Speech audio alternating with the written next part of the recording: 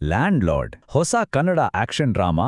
ಯಾವುದೇ ಸ್ಪಾಯ್ಲರ್ಸ್ ಕೊಡದೆ ಹೇಳಬೇಕು ಅಂದ್ರೆ ಇದೊಂದು ದಬ್ಬಾಳಿಕೆ, ನ್ಯಾಯ ಮತ್ತೆ ಸರ್ವೈವಲ್ ಬಗ್ಗೆ ಇರೋ ಕಥೆ. ಅಂದ್ರೆ ಒಬ್ಬ ಕ್ರೂರ ಲ್ಯಾಂಡ್ಲಾರ್ಡ್ ಹಿಡಿತದಲ್ಲಿ ಒಂದು ಹಳ್ಳಿ ಸಿಕ್ಕಾಕೊಂಡಿರುತ್ತೆ. ಅಲ್ಲಿರೋ ಜನ ತಮ್ಮ ಗೌರವ, ತಮ್ಮ ಹಕ್ಕುಗಳಿಗಾಗಿ ಹೇಗೆ ಫೈಟ್ ಮಾಡ್ತಾರೆ ಅನ್ನೋದೇ ಈ ಸಿನಿಮಾದ ಒನ್ ಲೈಟ್ ಸ್ಟೋರಿ. ಇನ್ನು ಡೀಟೇಲ್ಸ್ ನೋಡೋದಾದ್ರೆ ಈ ಸಿನಿಮಾವನ್ನ ಡೈರೆಕ್ಟ್ ಮಾಡಿರೋದು ಜಡೇಶ ಕೆ ಹಂಪಿ. ಕತೆ ನಡೆಯೋದು 1980ರ ದಶಕದ ನಮ್ಮ ಕರ್ನಾಟಕದ ಒಂದು ಹಳ್ಳಿಯಲ್ಲಿ. ಇದಕ್ಕೆ ಮ್ಯೂಸಿಕ್ ಕೊಟ್ಟಿರೋದು ಬೇರೆ ಯಾರು ಅಲ್ಲ, ಬಿ ಅಜನೀಶ್ ಲೋಕನಾಥ್. ಸೊ ಈ ಕಾಂಬಿನೇಷನ್ ಇದೆಯಲ್ಲ, ಇದು ಸಿನಿಮಾಗೊಂದು ಸಖತ್ ಫ್ರೇಮ್ವರ್ಕ್ ಕೊಟ್ಟಿದೆ. ಈಗ ಸಿನಿಮಾದ ಸ್ಟ್ರೆಂತ್ಸ್ ಬಗ್ಗೆ ಮಾತಾಡೋಣ. ಫಸ್ಟ್ ಹಾಫ್ ಅಂತೂ ಸಿಕ್ಕಾಪಟ್ಟೆ ಇಷ್ಟ ಆಗಿದೆ. ಯಾಕಂದ್ರೆ ಕತೆ ತುಂಬಾನೇ ಗಟ್ಟಿಯಾಗಿದೆ, ಡೀಪ್ ಆಗಿದೆ. ಆ 1980ರ ದಶಕದ ಹಳ್ಳಿ ವಾತಾವರಣವನ್ನ ತುಂಬಾ ಅಥೆಂಟಿಕ್ ಆಗಿ ಕಟ್ಕೊಟ್ಟಿದ್ದಾರೆ. ಇಂಟ್ರೋಲ್ ಬರೋಕ್ ಮುಂಚೆ ಬರೋ ಆಕ್ಷನ್ ಸೀನ್ಸ್ಗಳಂತೂ ಸಖತ್ತಾಗಿವೆ. ಜೊತೆಗೆ ಸ್ಕ್ರೀನ್ ಪ್ಲೇ ಎಲ್ಲೂ ಬೋರ್ ಅಡಿಸಲ್ಲ, ಹಿಡಿದು ಕೂರ್ಸತ್ತೆ. ಅದರಲ್ಲೂ ಅಜನೀಶ್ ಲೋಕನಾಥ್ ಅವರ ಬಿಜಿಎಂ ಅಕ್ಷರಶಃ ಫೈರ್ ಆಗಿದೆ. ಟೆನ್ಷನ್ ಅನ್ನ ನೆಕ್ಸ್ಟ್ ಲೆವೆಲ್ಗೆ ತಗೊಂಡೋಗುತ್ತೆ. ಈಗ ಬರೋಣ ಸಿನಿಮಾದ ಅತಿದೊಡ್ಡ ಪ್ಲಸ್ ಪಾಯಿಂಟ್ಗೆ. ಅದೇನು ಗೊತ್ತಾ?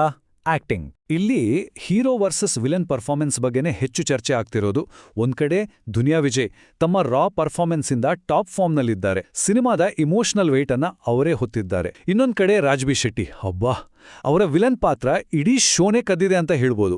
ಅಷ್ಟು ಮೆನಸಿಂಗ್, ಅಷ್ಟೇ ಕ್ಯಾರಿಸ್ಮ್ಯಾಟಿಕ್ ಆಗಿ ಕಾಣಿಸ್ಕೊಂಡಿದ್ದಾರೆ. ಅವರನ್ನ ಕ್ರೂರ ಮತ್ತೆ ಮ್ಯಾಗ್ನೆಟಿಕ್ ಅಂತ ಬಣ್ಣಿಸಲಾಗ್ತಿದೆ. ಅವರ ಪರ್ಫಾರ್ಮೆನ್ಸ್ ಇಡೀ ಸಿನಿಮಾವನ್ನ ಒಂದು ಲೆವೆಲ್ ಮೇಲೆತ್ತಿದೆ. ಹೀರೋ ವಿಲನ್ ಅಷ್ಟೇ ಅಲ್ಲ, ಸಪೋರ್ಟಿಂಗ್ ಕಾಸ್ಟ್ ಕೂಡ ಅಷ್ಟೇ ಅದ್ಭುತವಾಗಿದೆ. ರಚಿತಾ ರಾಮ್ ಆಗಿರ್ಬೋದು, ಶಿಶಿರ್ ಬೈಕಾಡಿ ಆಗಿರ್ಬೋದು, ಇವರೆಲ್ಲರ ನಟನೆ ಸಿನಿಮಾದಲ್ಲಿ ಬರೋ ಫ್ಯಾಮಿಲಿ ಡೈನಾಮಿಕ್ಸ್ಗೆ ಒಂದು ಒಳ್ಳೆ ಡೆಪ್ತ್ ಕೊಟ್ಟಿದೆ. ಇಷ್ಟೆಲ್ಲ ಪಾಸಿಟಿವ್ ಪಾಯಿಂಟ್ಸ್ ಇದೆ.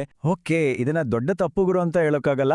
ಈ ಕತೆ ಕಾಟೇರ ಸಿನಿಮಾದ ವೈಬ್ಸ್ ಕೊಡಬಹುದು. ಇನ್ನು ಈ ಹಳ್ಳಿ ದಬ್ಬಾಳಿಕೆ ಅನ್ನೋ ಕತೆಗಳು ನಮಗೆ ಹೊಸದೇನಲ್ಲ. ಸೊ ಸ್ವಲ್ಪ ಫಾರ್ಮುಲೆಟಿಕ್ ಅನಿಸೋ ಸಾಧ್ಯತೆ ಇದೆ. ಇನ್ನೊಂದು ವಿಷಯ ಅಂದ್ರೆ ರಿಲೀಸ್ಗೂ ಮುಂಚೆ ಅಡ್ವಾನ್ಸ್ ಬುಕಿಂಗ್ ಅಷ್ಟೊಂದು ಜೋರಾಗಿರ್ಲಿಲ್ಲ, ಸಾಧಾರಣವಾಗಿತ್ತು. ಹಾಗಾದ್ರೆ ಪ್ಲಸ್ ಆಯ್ತು, ಮೈನಸ್ ಆಯ್ತು, ಫೈನಲ್ ಆಗಿ ಸಿನಿಮಾಗೆ ಸಿಕ್ಕಿರೋ ರೇಟಿಂಗ್ 10ಕ್ಕೆ 8.